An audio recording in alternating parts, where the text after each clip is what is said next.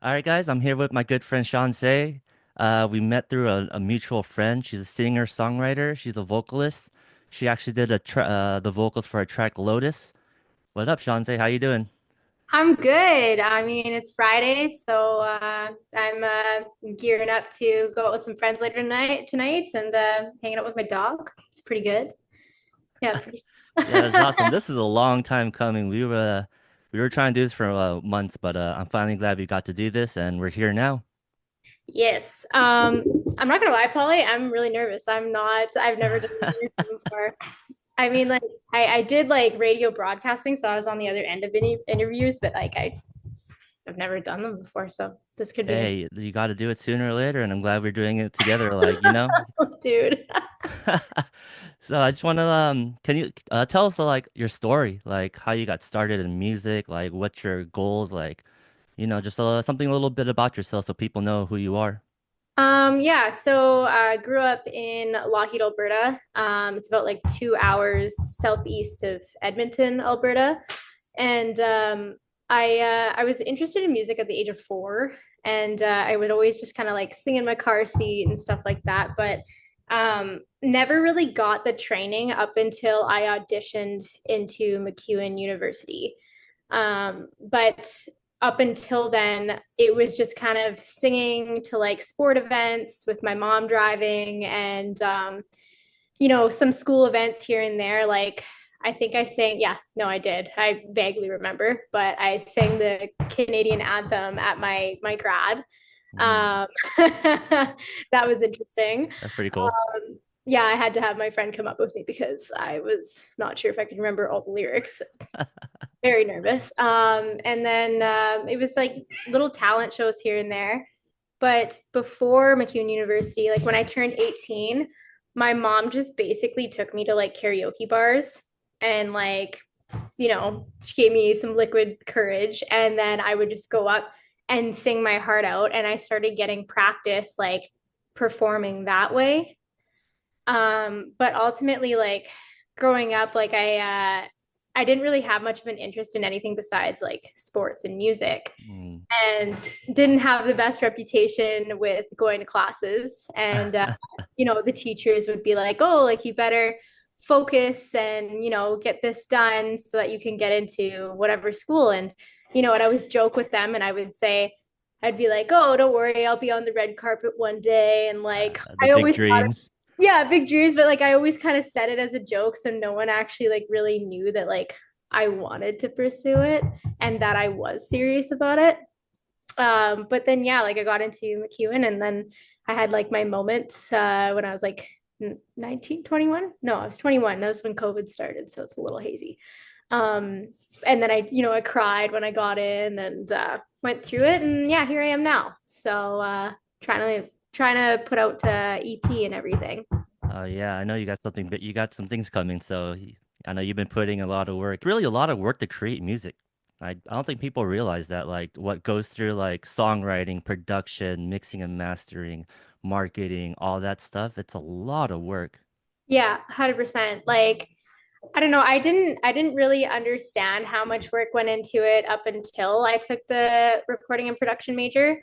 And that was yeah, like it was really eye-opening because, I thought, okay, you get onto like a DAW and then you start taking mostly just samples and copy paste, and sure, like you can do that. But then there's like this whole like there's this bigger concept to it of like knowing what notes work with what, and like obviously like any, musician that's watching this, they're probably like, yeah, well, no shit. When you're doing your production, and then how does it sound? Because the regular people, when they listen, like just a normal person, they're not gonna think of all the technical stuff. They're literally just gonna be like, "Oh man, this I vibe with this. I love the lyrics. I feel something with it. Like I really like it." Yeah, 100%. I think like going through school, it definitely changed. Like I think we've talked about this a couple times. It changed that perception, and we had one class specifically designated towards like getting us out of that mindset, because when you go into an institution that teaches you all the technical stuff, you get really sucked into the idea that okay, like it has to fit into this, chord progression properly. It has to fit into this key properly.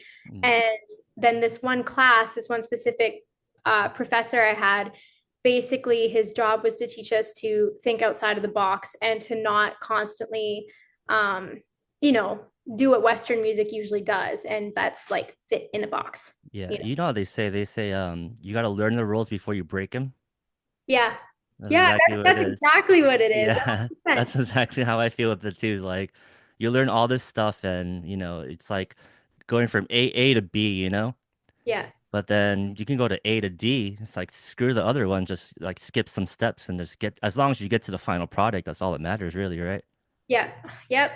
Yeah. And like this I definitely have like a new respect for producers Mm. because of, my last term at McEwen. Sitting there and telling my prof, so yeah, for my final project, I'd like to write, record, and produce all of my own songs. Like what a what a terrible, terrible thing to put myself through. Like to do 10 songs in, what was it? Let's see. Started in September, November, 4 months. Like I obviously had like some of the stuff written, but then it wasn't like to completion. So I was like kind of writing on top of that, and then trying to make sure that you have everything dialed in the mix is like a headache. I It have really, when I started music, I have the most respect for engineers. They make every like they make the final touches, the last sparkle, the loudness, all clear vocals and all that, like how everything goes well together. I have mad respect for the engineers. They deserve a lot more credit. So if you're an engineer watching this, we love you guys. I want a lot of people to know about like what was your experience like in joining like a music program? Because I know a lot of people like want to join a music program. I know it does cost a lot. What do you think are the benefits and the pros and cons of being in a music program? okay. Pros I would say is like you learn a lot about like the classical stuff, and that gives you a lot of the bare bones of like how music was created and stuff. And you even take, I don't know, McEwen specifically, like we had classes on like um certain technology that was created too. Like we studied like the mini Moog and like the Hammond, I think is that, I can barely remember now, but Hammond B3, like all these old, like all this old equipment. And then on top of that, because of my major, being recording and production, like we got to do like hands-on stuff in like the studio. And I think ultimately the best part about taking school is that like you learn so much in one time, as long as you're disciplined. And then you kind of like, oh, how do I put it, you learn so much in one time, and the connections. You got to go out there, shake some hands, buy some drinks. Yeah, it's 100% the connections. So like networking, like I didn't really know anyone in the music industry up until the music program. Like I knew a couple people, but yeah, it was when I got in there that I started really understanding like, okay, like this is who I can go to for this, because the professors there are super connected to everyone in the community as well. But yeah, you get your like hands on just like a little bit of everything. So you also like, if maybe you decide one day, okay, performing isn't your thing, maybe you go into recording and production. Okay, maybe that's not your thing, then maybe it's like live sound. Like you get a little taste of everything, or even music marketing and promotions. So all around, like you come out like more understanding of all things music. So that's like a really huge pro. It really teaches you discipline as well. Like you can't, if you want to get good at this stuff, like you have to sit there and you have to practice. Like it's not something like, okay, I'll pick up the guitar one day and just whip a song out of my butt and then it's going to blow up. No, everything from like, to be fair, I also took like that radio and television broadcasting thing, and it taught about social media as well, which is ever changing. And that's probably the biggest struggle. I guess to fully answer your question with the cons though, um, I would say it's hard to get out of the mindset of being very critical. because I feel like as a student, you're constantly chasing like 80s and 90s and like stuff like Hmm. that. And it's And so subjective because it's art. yeah, and it's really hard. Like some of the profs are really great at that, and then others were like, nope, you have to do this. And it's like, well, why am I studying this like one specific thing and this there's a right or wrong answer to it? I don't quite understand that because music is always like evolving. And I think that's something that they're working towards changing at McEwen. Like there's always been topics of conversation and they're really good at involving people on how to better the school. So yeah, yeah. No, I, definitely. Music's always evolving. There's always something new to learn, new sound, a new plugin, a new technique or whatever. mm-hmm. One thing I want to add to what you said about being disciplined is I met someone and she was I think she was like playing piano for like an orchestra concert and she was like, "Oh, you want to do music? Don't be lazy." Yeah, Like she literally said like if you want to do music, producer or whatever, you can't be lazy because once you're lazy, they're gonna go to somebody else that responded a minute faster than you or whatever, you know? yep, yep. I fully agree with that. Like, this is probably the biggest lull for me that I've had in 6 years. Like, I'm trying to take a break from it, but even then, like, I feel like I'm losing that momentum. But the second you're sleeping on things, like, I feel like the music industry just moves like so fast. And You're I'm left like not behind. yeah, you're left behind, like you're left in the dust and like so it's super important that you stay on top of things and like making sure you're scheduling like if you're not working in the studio or writing music, you're scheduling things in for like PR, making more connections and promoting your work, social media posting. You're essentially working like when you're up and coming almost Nonstop. all hours, yeah, almost all hours that you can actually endure, like that you're capable of. Like I feel like I'm since I got out of school, I've been hitting the ground running and like trying to come up with content and like, you know, just like You're anything telling to me keep about the going. content game. Yeah, yeah, Oh man, the content, like social media, I always tell you it's so important. Everyone knows it. And then everyone has the same struggles as you. Like there's like, I don't know what to post. How many times am I supposed to post? Like, oh man, I don't get engagement. You get discouraged. It's discouraging. yeah. Maybe you take like, I don't know, an hour into a post and it doesn't do well. You're just like, oh man, like Yeah. sucks, you know? Yeah. And then you're sitting there thinking like, oh, should I take it down? You're like, no, if I take it down, then they're gonna know I'm a fake. And you're just like freaking out about all these things. So you keep on there. Like, cause that's like the thing with me. It's like I'm trying really hard to, whatever I put out, like stand my ground with it, like Oh, you not have to. yeah, like you have to be authentically you. Like that's like the biggest challenge nowadays too, because you have so much. You're like one of hundreds of million people with content, like doing content. If yours flops, like the other person watching will just look for another one, you know? You just gotta just like keep throwing it out there and see what happens, see what works for you. Yeah.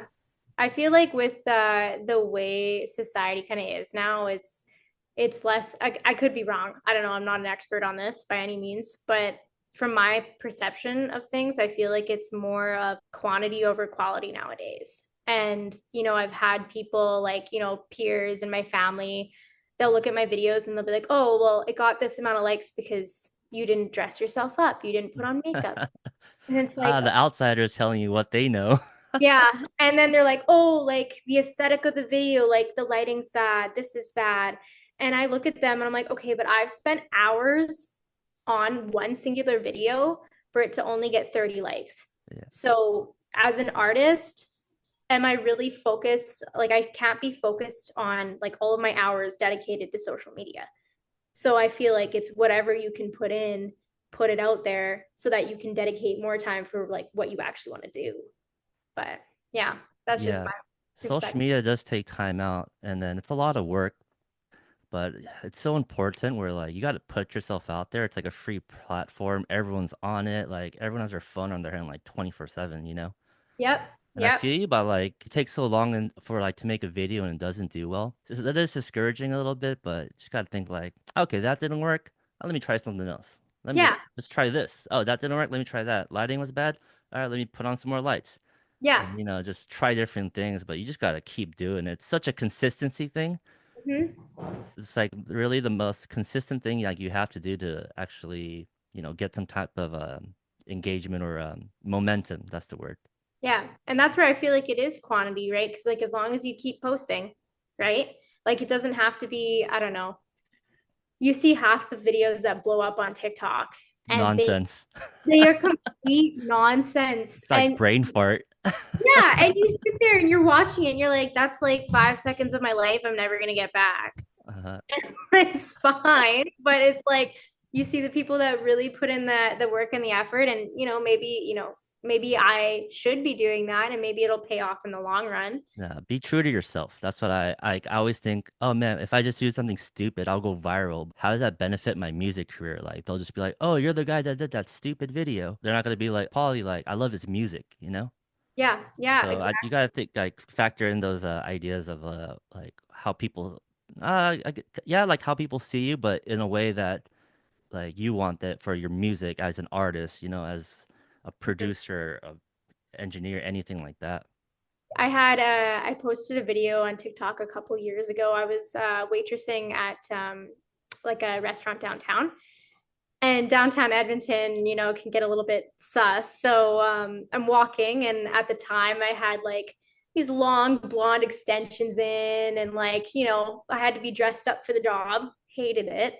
So I'm walking down the street, and there's like a bunch of suspect people, and I just like got nervous, and I started making like this little jingle, and I posted it, and that got like 295 likes, and I was like, you kidding me? I was like, can you guys like, oh, I don't know. Like people are obviously wanting to laugh and smile and whatnot on TikTok. They want that quick dopamine hit, I guess. Yeah, that's what I've learned. Like people want to be entertained more than anything. Yeah, it's exactly that. So I mean, like coming out of school, I'm like, I feel like this EP release, I kind of like dumped all my trauma into it, and now I'm like trying to write like happier stuff and more upbeat stuff, Hmm. just to kind of like fall in line with that. Like they obviously like there's like when you're writing, like showing different sides of you is also really good. So got all of my angst, my teenage angst out in this like EP, and now I'm literally like, okay, now it's time to like bump the mood up, and like spring's coming, trying to get those summer spring vibes. It's like different eras of the different eras. Yeah, 100%. So I want to ask you, as like a songwriter, like when you're writing, like it's just kind of like how you feel, right, at the moment. I would say, like, are you kind of like asking like how I go about that, Yeah, or like what's your writing process? Because I think people might be curious, because I'm even curious because I want to start writing songs, but I'm like, where do I start? Like, what do I do? Like, what's your process? right? So, I guess essentially, like, if I go with let's say with Lotus, for example, when you sent me that track, I like listened to it and I like focused more on like the emotion that it gave me. Like I'm a pretty big empath, and I think it kind of helps a little bit. But for that song specifically, I was able to take like the vibe of the song and then kind of put myself in like an environment in my past where I have felt that way. And then I usually start with like the melody and like kind of go from there, cuz I kind of do this when I'm teaching vocals too, but every single like music communicates emotion, right? So when you hit like a certain pitch, like let's say if you're angry and stuff, you get like higher pitches, your voice is elevated, it's voluminous, right? And then when you're sad, it's like naturally lower, or like you'll hit certain tones like It's in the like English. softer. Yeah, it's softer, like, or like just in human language, like when you're expressive, like you hit certain pitches.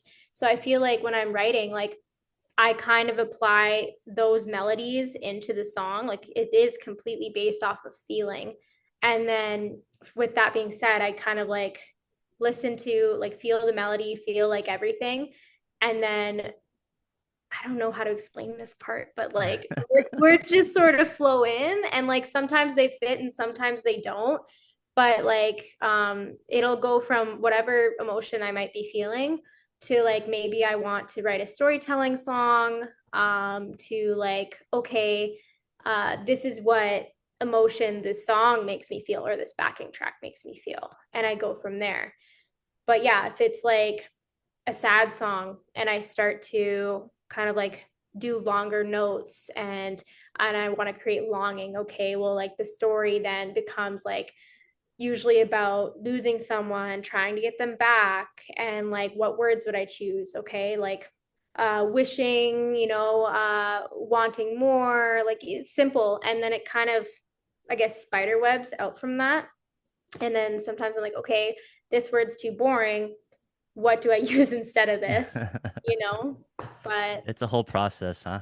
yeah, it's a whole process. I could go on and on about it really, but yeah, I don't know. Most of the time it just kind of like it sticks and like it comes to me, and I don't want to sound dramatic and like, oh, but Oh, you woke up in a dream and you had to write it down. And you know what? I do have dreams. I do have dreams about these crazy songs, dude. And I literally wake up and I have to like write down the lyrics and I'll have to record the melody. And I'll be like half awake at like 3 in the morning, and I'm like, hey, I do the same thing. I like literally I'm sleeping. I'm like do. I'm like, oh man, that's fire. I gotta write that down. And you wake up in the morning, you're like, that was just Mario. What the hell was this? Oh, by the way, if everyone that's watching this, she is the voice of the Lotus track that we collabed on. So everyone did to ask you like what was your writing process is. And then literally like you said, it's all emotion. Like how are you feeling that day? Like you're angry, then you're gonna write an angry track. If you just had a breakup, like you're gonna have something emotional, you know? Yeah, yeah, it's literally that. Like to put into words, like it depends on like whatever situation. Like I was writing a song recently with a friend of mine, and it was like post breakup for me, and this guy, not mentioning any names, ghosted me, and then so I was like, okay, I'm gonna write a song about being ghosted.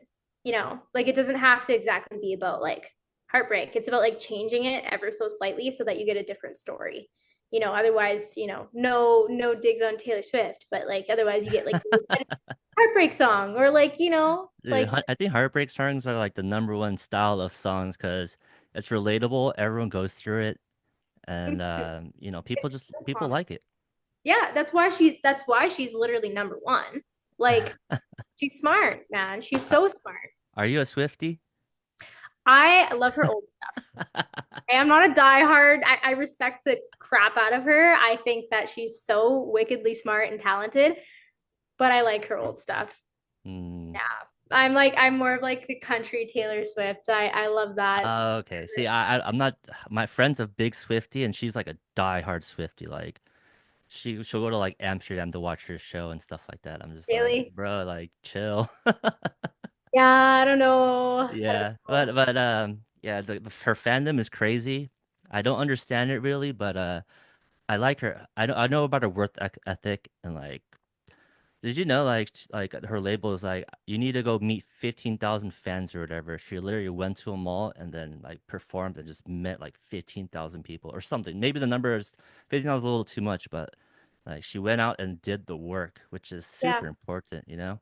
And that's what I mean. Like I don't really, I'm not a huge Swiftie like that, and I don't like her new music. It's just not my cup of Mhm. tea. But like I can tell like that she puts the work in, and I never ever discredited any of that. And like I'm just an outsider, but like I just feel like from a glance you can like literally tell the dedication that she's put in over the years. Honestly, me, like I'm a huge like diehard Eminem fan. Like I would travel. I would literally travel anywhere, like when I have the money to see Eminem. 100. That's surprising. I don't know why. I Really? mean, no, I didn't like. I love Eminem too. It's just surprising that you said if Eminem was playing in like I don't know, like in Asia, you'd be like, I'll fly there, Oh, go watch. 100%. I would. He's one person that I literally, he's on the bucket list. No joke. He's on the bucket list. I have to go see him in concert. But yeah. Does he even do concerts anymore? Like, There was a rumor that he is doing one here in 2025 at some point, but Those like rumors. I hate those those rumors, rumors.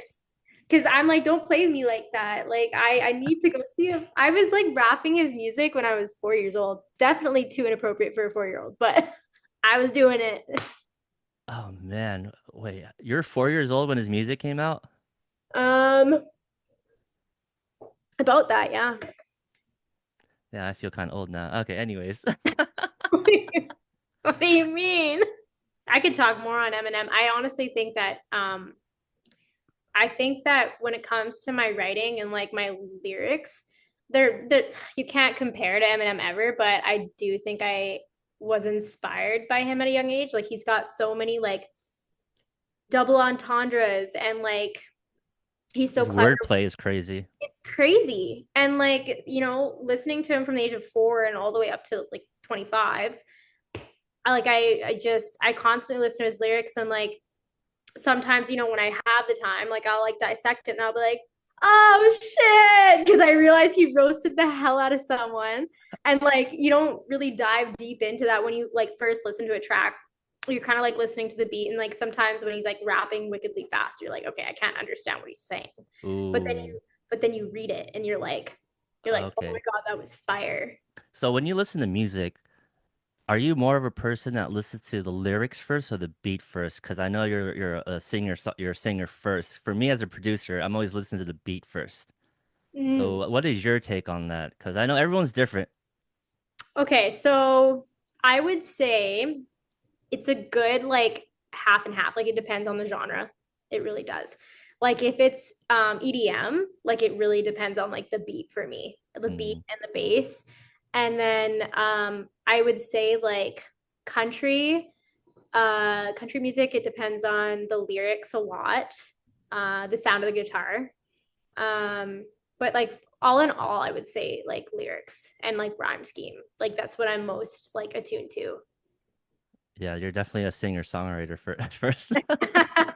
So I'm like, okay, is the beat good? Okay, the beat's dope. Oh my God, the lyrics suck. I'm like, I have the opposite yeah, problem. yeah, yeah, I know. But then like we're in two different realms because I make beats and you like to like sing, you know? Yeah, You're always yeah. trying to think like, how does that kick sound, that hi-hat, that snare, like how did he make a sound like that? What sample did he use? But you're thinking, oh, like she used these words like in a flowing way that matches so well, you know? Yep. When I was literally producing my stuff last term, I I would constantly like I obviously had to like make the tracks and I would come up with like certain drum beats with Easy Drummer, like because I'm not a drummer and like, I would construct it, but then I would get like halfway through like the intro or like I'd get to a chorus and then I'd be like start instantly singing over top of it instead of completing the actual Uh, piece. And then I would get stuck. And then I'd be like, okay, well, now this doesn't quite fit with what I'm singing. And yeah. So, do you play any instruments? yeah, I play guitar. I've played guitar since I was like 10, but it's been like on and off. And then um, we have to learn like up to level 3 piano at McEwen University. So like I play a little bit of piano and guitar. And I'm like trying to teach myself the drums. I had a few drumming lessons with a friend of mine. But yeah, mostly piano, guitar, and voice. Yeah. I see. Yeah, I started learning guitar in like sixth, seventh grade. Just recently got the piano because of producing. I always want to learn drums, but like I'm not a tempo person. It's all about MIDI. You recently learned piano and then you made Lotus? That's Oh my God, you've heard crazy. all my piano house tracks. I literally play in C major, A minor, and then in MIDI, and then pitch up or down, and then change keys because different keys have different feelings.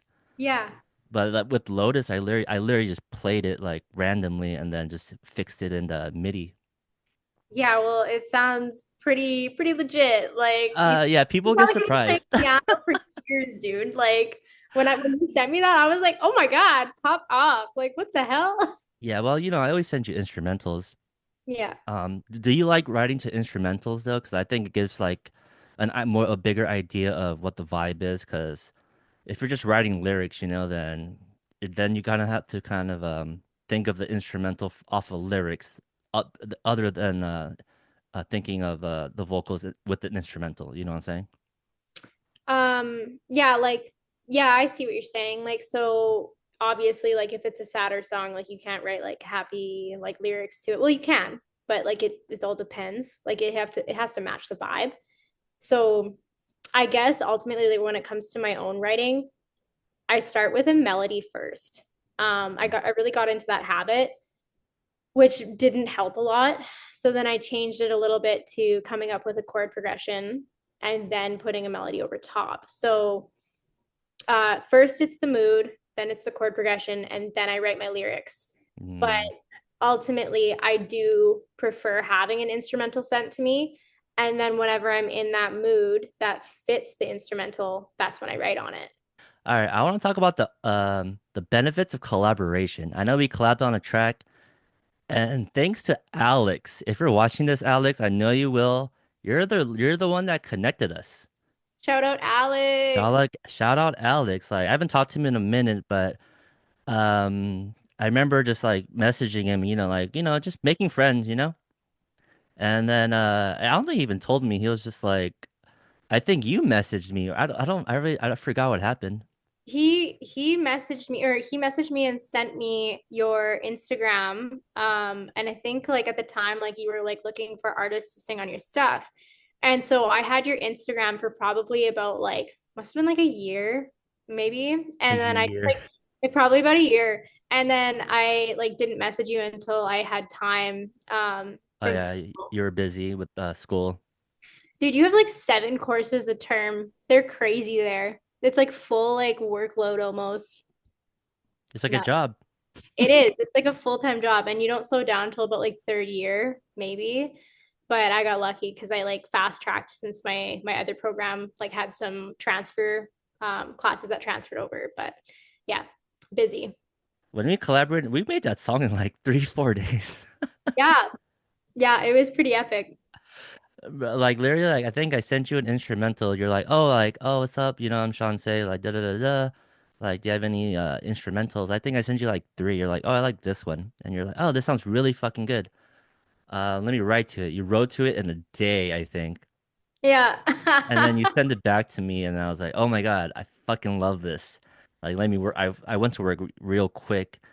And I think I mixed and mastered it, like sent it back to you. I got approval from you in like maybe 4 days. Let's say 4 days. Yeah, it was about that. I remember like listening to your tracks and I had my roommate Dan sitting in the living room and was playing some of them and I was like I think this one and then I started kind of like coming up with the melody and then all of a sudden I started like instantly coming up with words and funny enough with that track I watched David's Twitch, during that time Oh yeah, yeah, yeah. and someone had said on the Twitch that the lyrics reminded them of Percy Jackson. And that was my actual inspiration for the track. I remember you saying that to me. I remember Yeah. because I was like, my friend David, he streams. Shout out to David Young and Kim, like fucking goat. But I was like, oh yeah, like he listened to our track and he wanted to mix it like on his live stream. So I sent you the stream and then I think we were both watching it together. He didn't release it because I worked on it so fast and I released it. Like if he puts it on YouTube, it gets copyrighted. Oh, I That's see. why. But I should really ask him for like that video. I'm pretty sure he still has it just to like kind of see what he did. Yeah. But it's funny because when we send it back to me, like I didn't like the mix that he did. Oh, really? Yeah, then one thing I was talking to another friend, he's like, I think for like house music EDM artists, like you have to mix your own track or find an engineer that knows your sound. Mhm. Because as an engineer, they're mixing it to what they want to hear. And then Right. obviously there was no like going back and forth, me telling him like, oh, like I didn't like the way you were at the low end or the vocals or like, that kind of stuff, because he did it like on the stream. Right. The Percy Jackson, like the inspiration, you literally said you wrote that in 2 takes. Yeah. So it took me probably 30 minutes for the lyrics. And then yeah, it took me 2 takes to get the vocals down. And I just remember like because it was my first time like collaborating with anyone. I was like, I'm just gonna send like Paulie like this vocal harmony and this vocal harmony. And I think I had sent you like, I don't know, like A six different. lot. I was like, work with whatever this is. Here you go. And it was funny on the on Young and Stream, he was like, "Damn, this girl's doing too much," without knowing you being in the stream. I was like, I don't know what I'm doing, but here you go. When he said Yeah, it, though, I was like, I always tell you to. I think I tell a lot of people just keep it simple. Like just have that one really good take. mhm, And yeah, you can have your harmonies and all that stuff, but like I think just having that one really solid take is all you really need. hmm. And see, that's the thing too. Like McEwen, like, it taught me so much, it crammed so much into my brain that I'm like, oh, like what if he needs this and this and this, rather than just keep it simple. Like one vocal track, you're good, you know? Yeah, I mean, I did a I'm a YouTube university, so Hey, you're doing pretty good. You're doing quite keep it well. simple. But Cosmic, like I did go to Cosmic, and then they taught me something. There's like I said before, there's never any end to learning. I just learned more, and it's just about applying it, and You know what? Actually, I will say, like, going on to or going back to like your question about the pros and cons of going to school, I will say like the pro of actually paying the tuition and going to university is, I mentioned the discipline, but you have to show up. You have to show up, and you there's have nothing to. else. Yeah, there's nothing else that you can do, right? But when you're using YouTube and stuff like that, the education, like we have so much technology at our fingertips that like the education is there. It's at our fingertips, it's present, easy access, but do you have the discipline to do it? That's the difference. Like I definitely did not have the discipline at like 21. So I was like, I need to go to school for this. So sitting in Mhm. classes and being there, you're present, you're in the moment. You can't do anything else, you can't be on your phone, no distractions. But That's very true. Because I think about it too. Because you can learn anything on YouTube these days, right? yeah. But for me, for my program, I was like, oh shit, I paid for this. I'm gonna listen, pay attention, take down notes. Because with Mm-hmm. YouTube, like literally, like if it's a boring YouTube video, like 2 minutes in, you're like, all right, on to the next one. Yep. You know what I'm saying? Yep. So like with this program, like there was a community. The instructors were great. Like I learned a lot of cool people, and then Yep. it's just like you said, you got to apply what you learn. You can know everything you know about music production, mixing, mastering. If you don't apply it, it's fucking useless. Yeah. 100%. I know like there was a couple terms that I had to like where I just like I wasn't in the mental space because I did the program when COVID started, right?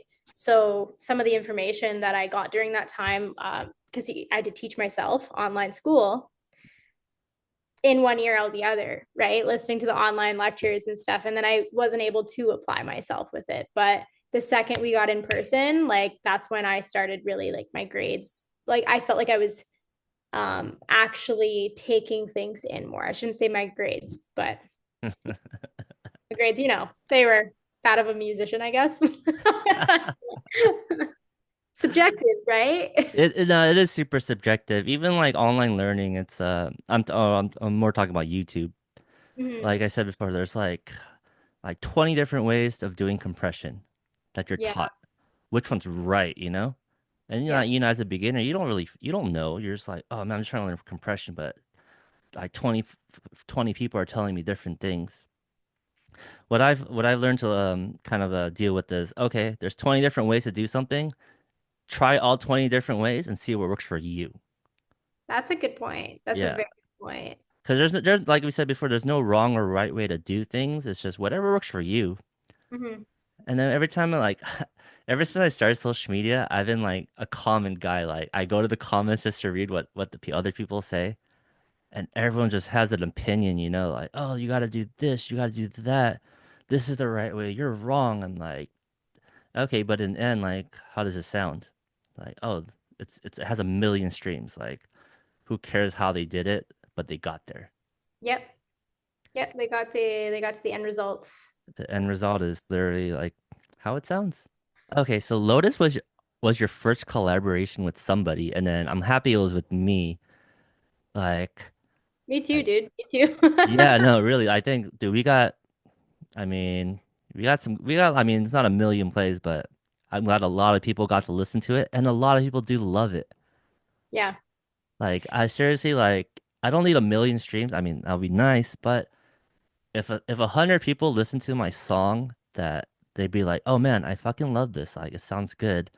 It's more satisfactory than getting zero plays, obviously. But Yeah. Actually, fun fact about that, like sometimes like when I'm bored and I start doom scrolling, I stop doom scrolling and I go onto TikTok lives and I start making connections through TikTok lives. And then I get to talking with like whoever's streaming and stuff. And usually they're playing music in the background. I'm like, oh, you should check out like this song by Phoenix and Paulie. And they do. And then I end up like, I don't know, like hopping on their streams once in a while and like they're super supportive and they usually like they bop to it and they're like, oh, they're like, this is really good. They're like, this is you singing. And I'm like, yeah, yeah, that's me singing, you yeah, that's know. me.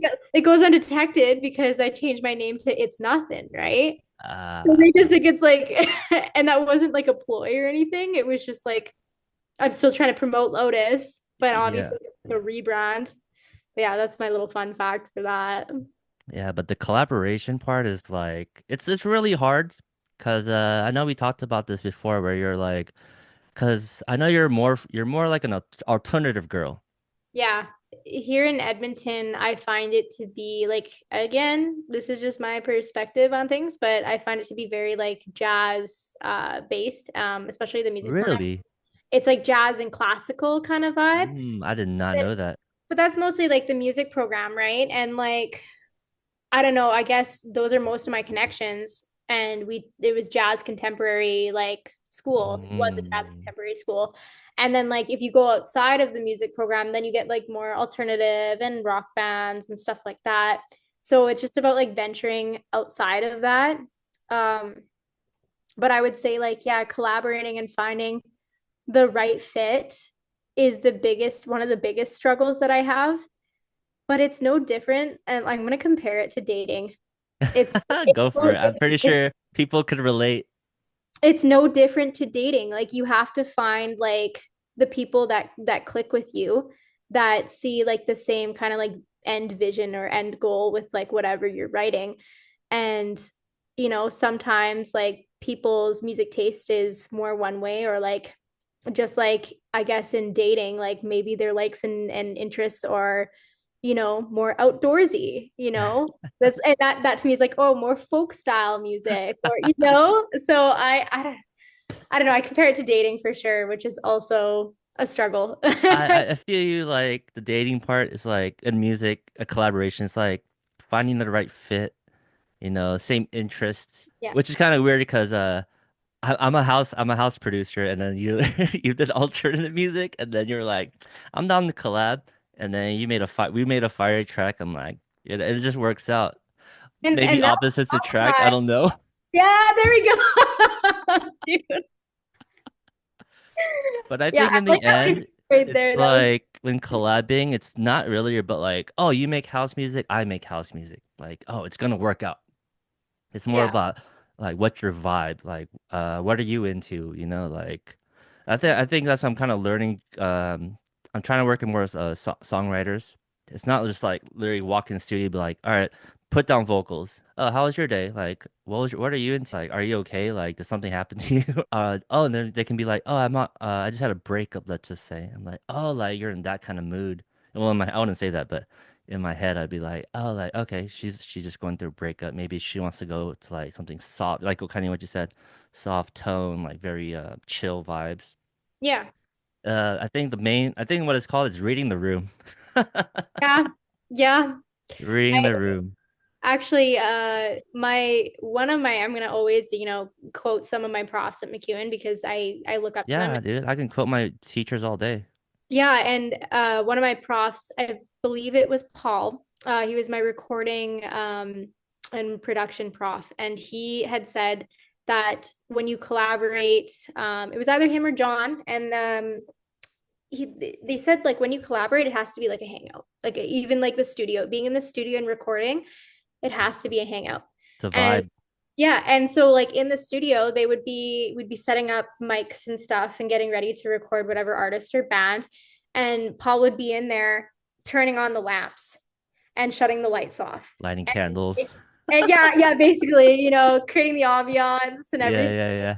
setting the mood. But yeah, he's like, okay, and like this person, like the guitarist, might be facing the bass guitarist.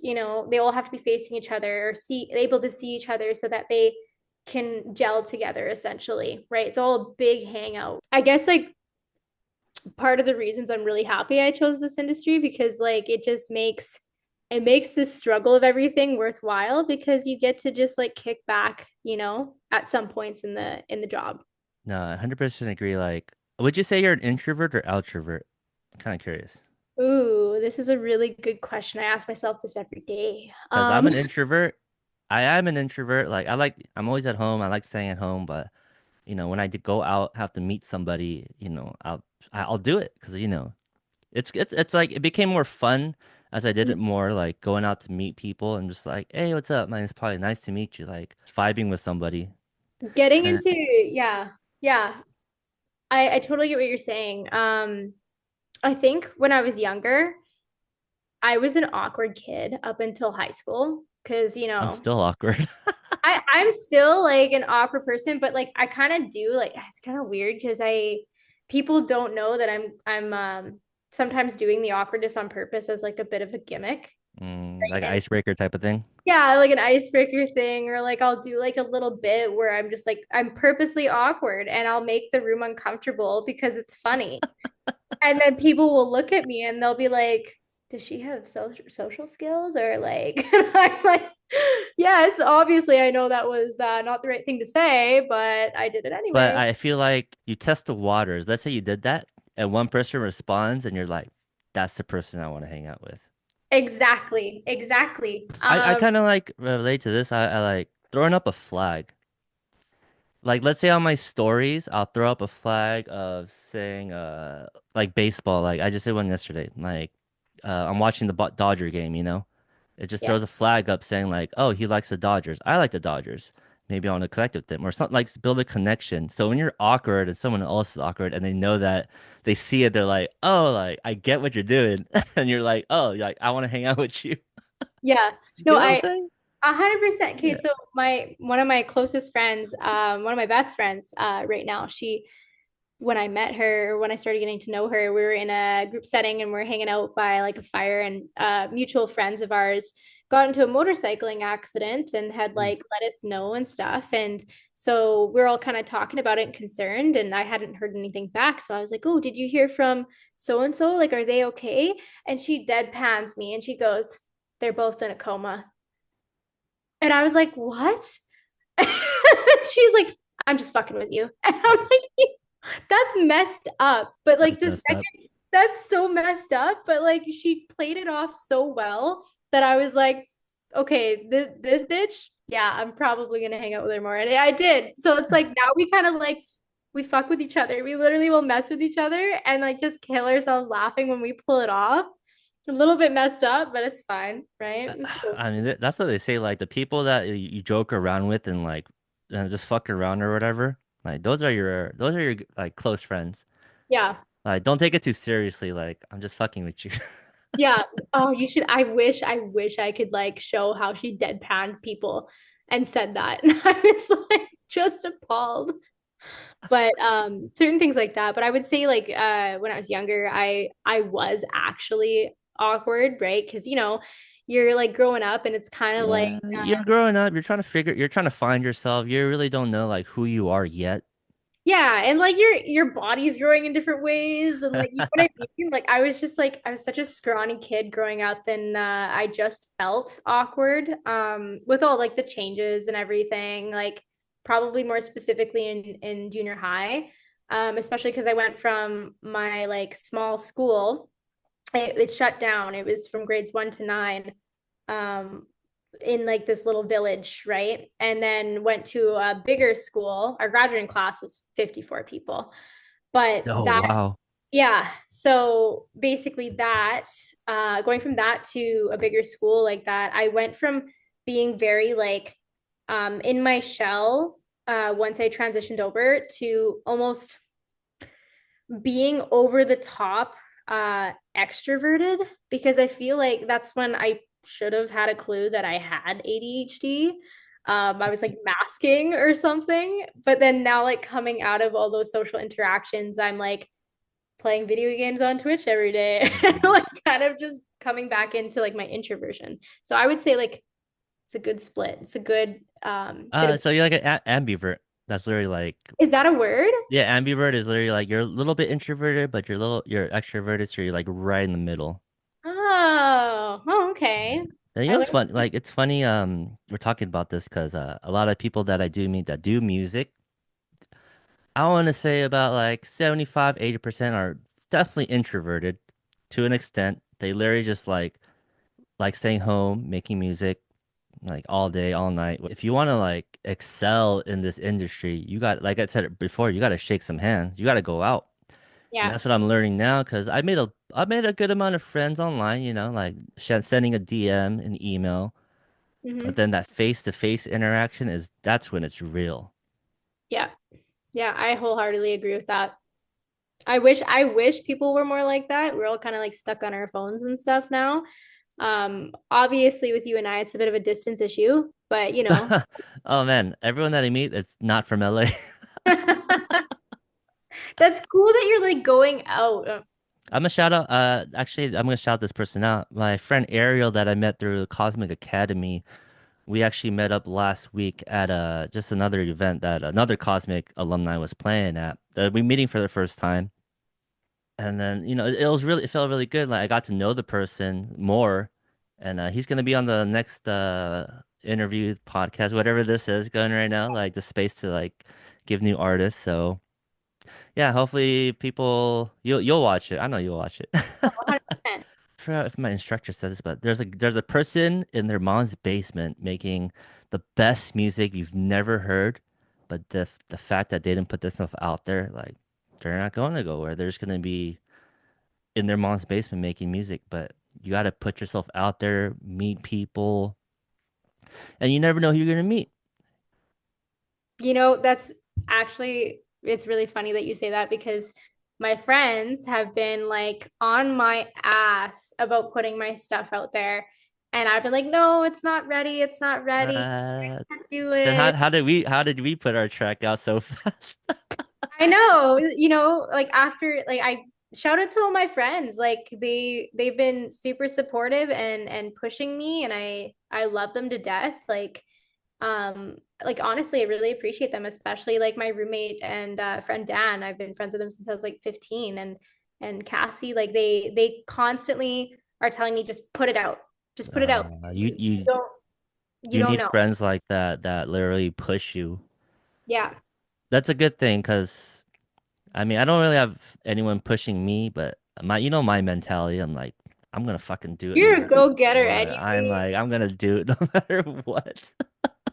No, that's But it's like epic. for you to have like that support of people like actually being like, yo, Sean say like, hey, remember that track you said you're gonna put out? Like it's been like a month, like you haven't done shit about it. Those are the ones you need to keep around Yeah. because they're trying to benefit not for themselves but for you, to be Mhm. honest. And even it's funny that you mentioned that too, because my dad is like my parents are both like huge supporters, and I also appreciate them too. And my dad said to me this one time, and it broke my heart. It hurt my feelings. But Uh, he's like, well, you might not make it. You might not get it. And he's like, well, it's kind of hard to do that nowadays. You might have to get some some 9 to 5 job doing whatever. And like, I was like, what? I was like, okay. And then like, I worked my ever loving ass off. I worked my ever loving ass off. And then I called him back one day and I was like, Dad, that actually hurt my feelings. And then you just like, I heard his voice kind of sink down and he's like, well, I didn't mean it. I was just trying to motivate you. And I was like, are you serious right now? I should have that's so funny. Like when you get feedback, it's like there's a nice way of saying your track isn't that good, but there's also like that tone of voice where you could be nice about things, but it's Yeah. wording, it's wording. Yeah. I was like, Dad, like, you should know that. Okay. I guess reverse psychology did work on me. So my dad knows me really well. But I was like, it hurts because I believe you. Mm, And then I'm like, screw you, I'm gonna prove you wrong. So then I was like defiant with my dad, and and then now he's like, well, he's like, don't tell anybody, don't show anyone your songs, and don't sign anything, like he's trying to make sure I stay protected now. And uh, yeah, so he believes in me a lot, which is super great too. Yeah, I have that support. you gotta have people believing in you. I was thinking about this last night. I was like, yeah, I should make a post about like literally like you gotta be delusional to think you're gonna make it. Yeah. And then when I say make it, it's like being like a Taylor Swift, being like that John Summit, that top 1% of being able to play your music for like your fans and like the crowd, you know? Like Yeah. imagine like if you made it and then you're playing for like a stadium of 80,000 people singing Lotus or like whatever track that you have at the moment, like Yeah. you have to be delusional.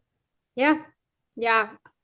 I may or may not have fantasized about the halftime show, when I was younger, but I don't know. Wait a minute. Which halftime show? Because I know Canada doesn't watch the Super Bowl. No, we watched the Super Bowl. No way. Yeah, we watched the Super Bowl. I'm sorry. I That just assumed. Yeah, that I halftime just show. assumed. But I was like, I don't know. I don't know. Kendrick pretty much took the cake, man. I'm sorry. I know you're from Canada, not specifically Toronto. I know that. Yeah. Okay, this is kind of curious. What is the Drake situation like in Canada? Because I know you're from there, and the whole like situation that they're going through. I can't speak for anyone. I really can't speak for anyone. I think most of the people that I've been talking to though, they're they're on Kendrick's side. But, there's Yeah, I mean, a lot of Drake supporters. There's a lot of Drake fans. yeah, I know. I mean, that's kind of funny asking you, 'cause I know you're from Canada, but to be honest, like if you're just like a fan of just music and just like even hip hop, because hip hop is just all about like just battling, like hip hop battles were is like it was a thing. Yeah. Drake lost. Oh yeah. Oh man, we might have to clip this. He This might lost, be man. A minor. That's like oh my like like to play at the Super Bowl and literally like, hey Drake, I heard you liked me young, and then look into the camera. I think he's winning, man. I think he's this, won. He's this won, not winning. He's won. savagery. Yeah, no, he did. He did. Like, I don't know. I feel like there's a lot of women, from Canada that are quite upset about this, but there's a lot of Drake supporters. But I honestly, I was not a huge fan. Like, obviously, I'm support Canadians all the way, but there's some songs that just aren't my cup of tea. I wasn't Yeah. super big into Drake, but Okay, so we had to talk about that Drake situation because I know you're from Canada. The next thing I want to ask you is, what things do you have coming as an artist, as a singer, songwriter for your next projects, and like, just what do you have coming next for yourself? um, well, I've been like working for 2 friggin' years on my first like album release, but we're probably gonna cut it down to an EP release because there's some songs that I feel like are unfinished. But ultimately, yeah, like I'm working on releasing an EP. And that was kind of my capstone project last term. And I got to a point of listening to things. Yeah, I worked on that last term. And then I got to the point of like where I was kind of really sick of listening to my own songs, trying to produce them. So I basically texted my friend and I was like, I'm going to give you money for this. Please finish them. I can't do it anymore. Like if I'm going to perform these songs, I can't be sick of them. So it's out of my hands now. They're being worked on. And I kind of gave him like a deadline of when I kind of wanted them to be wrapped up. And it's April 20th, but we don't have a release date set just yet. But that's going to be probably around the time. Like I have some songs that are more like spring summer-esque, and I kind of want them to be released for that. Um, but that's kind of like the general project right now. And then lots of promotional stuff and photo shoots and trying to make sure I get like the right visual content, mostly just social media posts and trying to promote myself, which is a job in itself. But Oh yeah, yeah, 100% it is. that's the biggest project right now.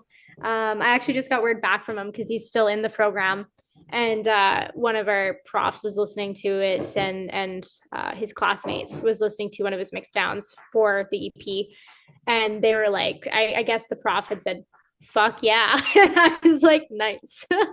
So I mean, actually, for people who don't really know, what type of genre is it? Like, what can they expect from it? I would say it's like alternative pop rock, you know, like Mhm. that's a lot of like different genres into one. But I mean, like, what even are genres these days?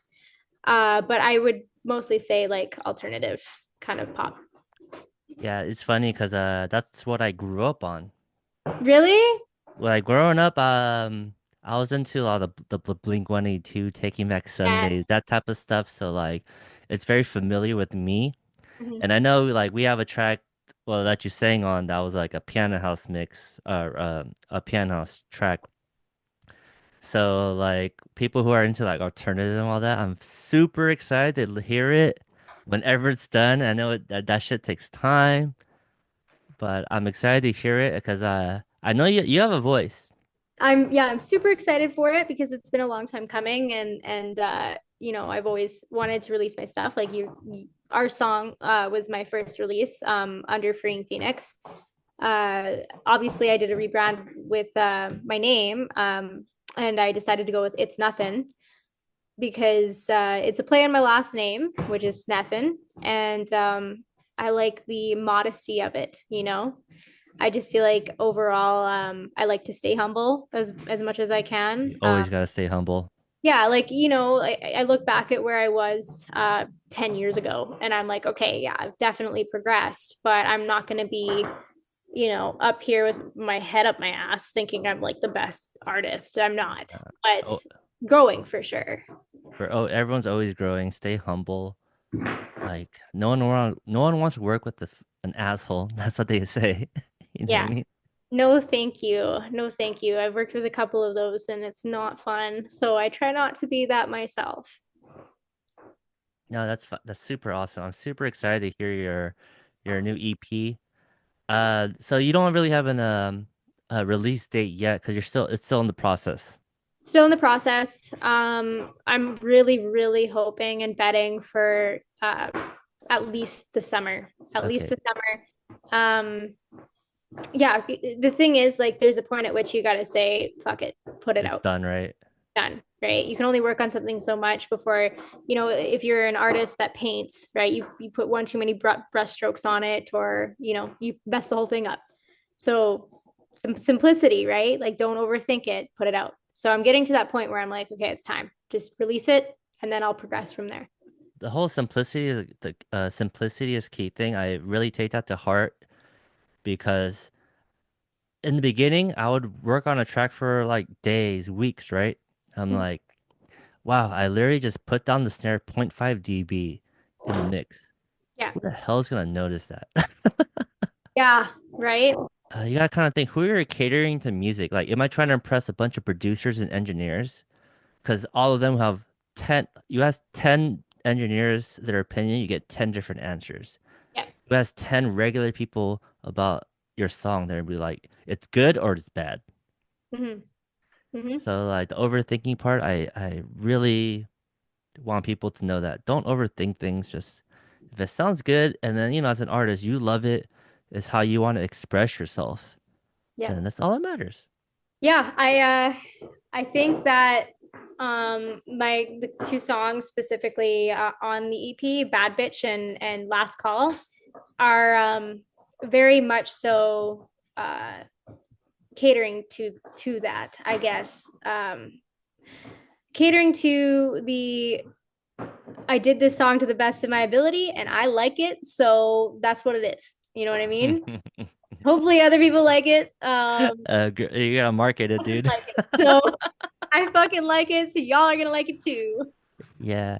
I mean, if you think about this too, like, I mean, hypothetically thinking, like, let's say you're performing that song, like, and then, but you didn't like it at all. Like, you didn't like, I don't know, the lyrics or the words, and then, you cater to somebody else and you're performing it night after night, and you're just like, fuck, I did not like the way it turned out. But you have to perform it because it's out there. Yeah. So even in the DJ world, it's kind of like, you don't want to play the music that you don't want to play. Because if I'm playing at like a big festival, I'm playing music that I don't want to play, then I'm gonna hate myself. I'm gonna hate life.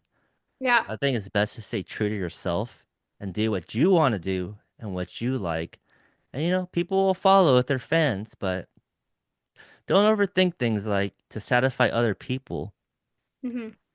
Because once let's say you satisfy one person, the next day they can easily be like, oh, I don't like this anymore. And you're like, Take it down. what Take it about me? What down. about me? I like it, but you don't like it anymore. Oh, what am I supposed to do? So staying true to yourself is, I think, one of the biggest things in music. Hmm. Because if you're not true to yourself, then you're just chasing your tail at one point. Yeah. And I've been realizing too, like, I've been showing, like, friends and family, like, my stuff, and one person will like a specific song that three people don't like, you know, like it all, like, someone's gonna like something. And I feel like my EP, it actually has a variety of things, like, because I grew up listening to all different types of genres of music. So you'll get like hints of like country, and then you'll get hints of, alternative rock, and then maybe hints of like, I don't know, pop or R&B. It's all over the place. But we're trying to streamline it into alternative pop. But there's something for everyone is essentially what I would market it as. Almost. Almost. Yeah, rule number, like, you can't satisfy everybody, but I like the way you're going, where you're like, it has this and that, because music is all connected at some point. Where, Mhm. like, if you like this song and you like the vibe of it, I'm pretty sure you thought of like, oh, like, you'll like this other song too. And there's a Yeah. flow to it. Yeah. There's a And flow to it. it's not like out here trying to cater to, like, that's the part of staying true to myself, is that I'm not just one thing as an artist, because I grew up listening to Eminem, to like Christina Aguilera, to like all of it, Led Zeppelin, Motley Crue, like it's all over the map. So sometimes one day I'm feeling like, okay, I have a little bit of edge to me. The next day I'm like, okay, like I'm kind of sad and I need to write something emotional, ballad like, but a little bit of everything for sure. And we're trying to fine tune it, and streamline it into more of an alternative kind of vibe. But yeah. All right, cool. Hey, Chancé, I really appreciate you being on this podcast interview thing. You're the first one to do it. There's many more to come. I know there's a lot of people that need exposure. Just tell their story. So I really appreciate you being on this. Yeah, anytime. And Thanks for having yeah, hopefully we can do another one later in the future when we blow up. me. Fingers crossed. Yeah, fingers crossed. They're gonna preview a little bit of our new track, and I hope we get some viewers, hope people watch, and people know your story. Thank you. All right, cool. Back on my bad bitch, my mind trained a savage.